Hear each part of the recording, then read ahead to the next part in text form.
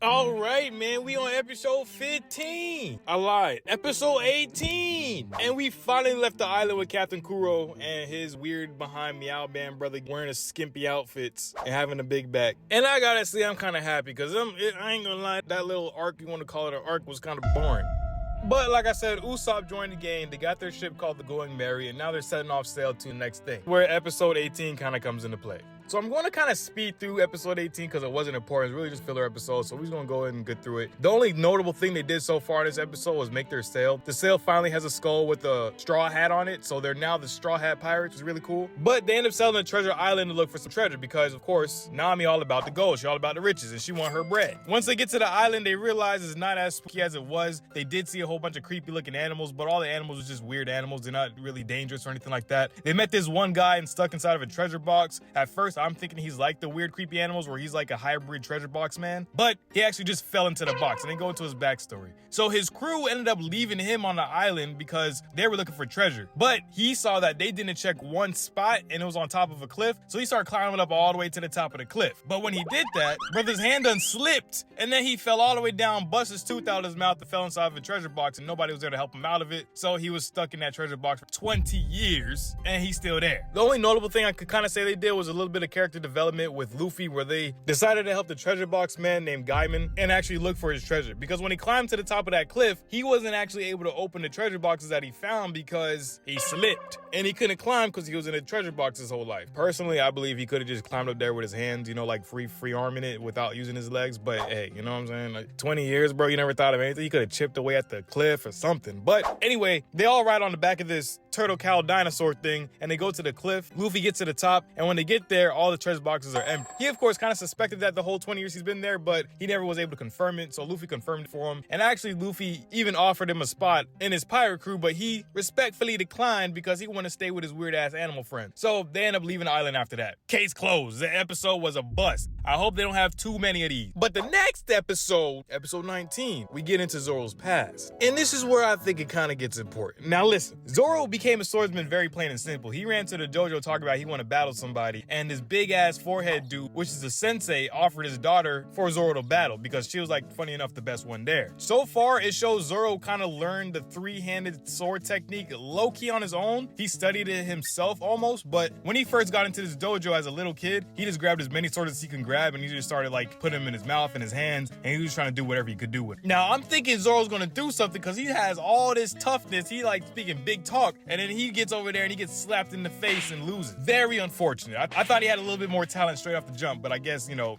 I was very disappointed. Anyway, after this, bro starts training day in and day out to become better than the girl that's the sensei's daughter. Her name is Kuina. Now, he duels her like 3 or 4 times in his episode, and every single time he's lost. He hasn't been able to beat her once. Now, after I think like the second fight of Zoro losing, he gets pretty upset. He runs away, goes to go train again. And then we get a cutscene to Kuina's pops, which is the sensei, talking to his homeboy, talking about like life and stuff. But Kuina's eavesdropping, and they're talking about the progress Zoro's made within a year, how he's gotten so good. And then they start talking about Kuina, how she's good, but she'll never amount to much because she can't be the greatest swordsman due to her being a woman. And this is where I'm like, damn, bro. 90s anime wasn't as sensitive. I'm not saying what they said was right or wrong. I'm just simply saying the fact that they can put that in anime nowadays or on the screen to be viewed by other people back then just shows how unsensitive people were, which is, I think is, you know, I like that. I like being able to say what you want on your chest without people looking at you crying and shit. But let's keep the story going. Kuina hears this sexism and she's like, bro, what'd you just say, Pops? I could do this. I could be a greatest swordsman because just because I'm a woman, you think I can't do it? She gets upset. Her dad's like, you could never be the greatest swordsman because you're a woman. And he says it to her face, standing on business. Kuina runs away. She's all sad and everything. And then Zoro ends up pulling up on her with 2 real swords. Now, at this point, Kuina has had 2,000 duels against adults, men, women, children, and she's beaten them all. She's actually that good. I guess as a student. I doubt she ever battled her dad, but I guess as a student, she's that good. Zoro has beaten everybody in his class, so Buddy's on top right now,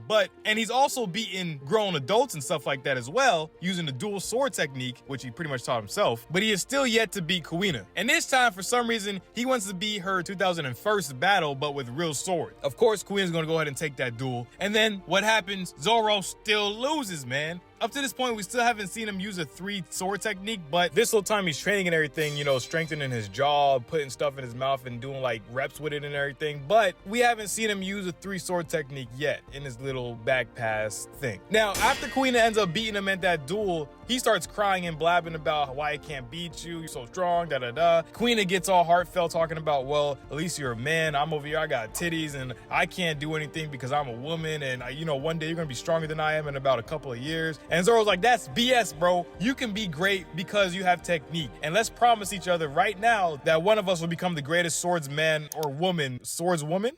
I think they call swordsmen, swordswomen, swordsmen. What the fuck? I think they call swordswomen swordsmen still. So he said, let's make a promise right now that one of us will become the greatest swordsman that have ever lived. They both shake on this promise, and then they get to dueling the next day, still practicing and everything. And then out of nowhere, it hit me like a brick. As Zoro's training one day, 3 of his homeboys come up and is like, yo, Kuina's dead.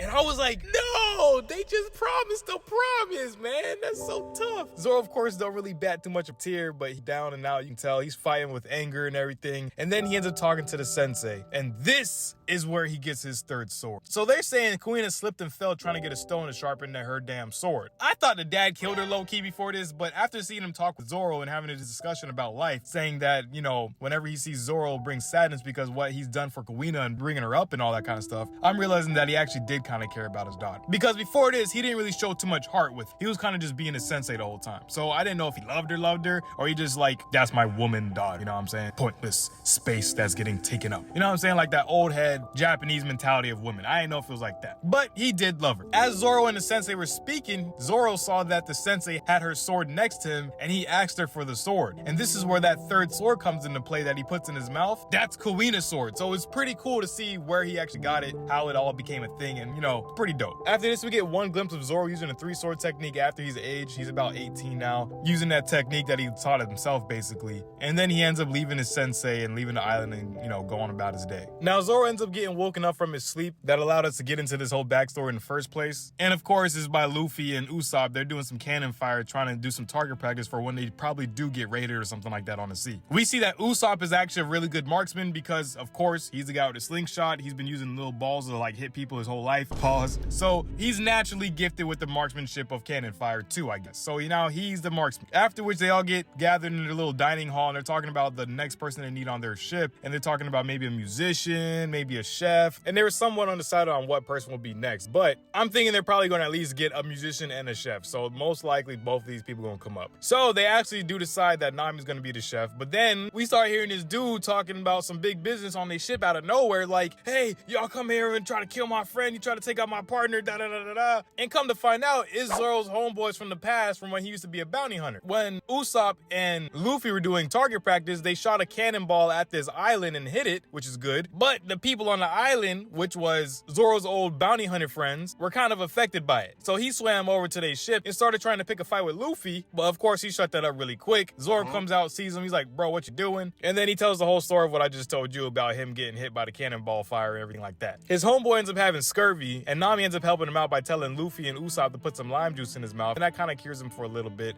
And then he falls back down. Then they get back up. And then they go to this restaurant to go find a chef because they actually decided that they do need a chef. On the way there, they meet this big shot marine guy named Full Body, and he has like brass knuckles on his hand. And he starts talking to Luffy, and the pirate's like, oh, you're just some pirates, a couple of scum, da-da-da-da-da. And he tells his men to go ahead and sink their ship because they're pirates. Luffy does his rubber thing and slingshots the ball away, but it ends up missing their ship that he was trying to like revert it back to them. It ends up missing a marine ship and actually hits the restaurant they're going to. So Luffy gets dragged into the head chef office because, you know, he's the one that made the mess. And he's like, I'm so sorry. You know, he's being honest and like trying to take up for what he did. But the head chef wants him to pay for the damages, and it's going to take about a year of his time. Luffy's declining and saying nah, but the head chef is saying yes. And then they're going back and forth with it, you know, kind of wasting time for the episode. But we meet this new character named Sanji, and I've seen him before, bro. We've seen him before in like the Google search things that you do when you look up One Piece. But we don't really know too much about him, so we about to find out. Now, Full Body, which is the Marine big shot dude, he goes into the restaurant with his lady, and he's trying to have dinner with her, talking to her all nice and everything. He low-key tried to set it up to look cool and everything because he's a big shot, so everybody's like, oh, wow, it's the big shot Marine. His name is Full Body. He's so cool. Everybody in the restaurant giving him eyes, looking at him, talking, whispering, because he's kind of a known dude. Now, Sanji comes out, which is the guy I was just talking about that we've seen before. He comes out, and he's actually the sous chef, but he's acting as a waiter right now because all the other chefs left and quit for some reason. So he comes over to the big shot, pours him a glass of wine, and the big shot trying to look all cool. He's like, oh, this is that wine that's this and this and that, and it has this and all these other aromas and crap. And Sanji's like, nah, that's not what it is, but you know, you thought you knew something, but you don't. And he walks away, and the head chef looks all stupid because he's trying to act all big and proud and saying it with confidence. He low-key tried to set it up like that where he looked like he knew what he's talking about. A certain wine was supposed to be brought out, but it wasn't. So Sanji pretty much made him look like a dumbass. Brother's salty and he's trying to get back at Sanji. So he decides to go ahead and drop a roach from the ground into his soup